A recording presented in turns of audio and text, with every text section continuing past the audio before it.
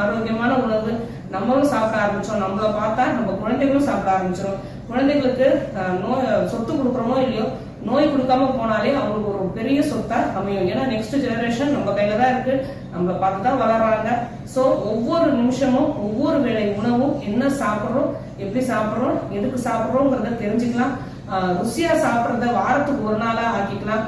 கொஞ்சம் கொஞ்சமா நம்ம உணவுக்கு, நம்மளோட பாரம்பரிய உணவுக்கு, நம்மளோட சுத்தி விளையிற என்ன விளையுதோ அதை இயற்கையாக ஆர்கானிக்கா என்ன விளையுதோ, மருந்து தெளிக்காம பூச்சிக்கொல்லி இல்லாம என்ன விளையுதோ அதை மட்டுமே சாப்பிட்டாலே நம்ம உடம்புல நோய் எதிர்ப்பு சக்தி அதுக்கு உடம்புல உள்ள எல்லா ஹார்மோன்ஸும் சீரா சுரந்து இது அடுத்த வரும் குழந்தைகளுக்கு எந்த நோயும் விட்டுட்டு போகாத நிலைமை நமக்கு ஒவ்வொருத்தவங்களுக்கும் வரணும்.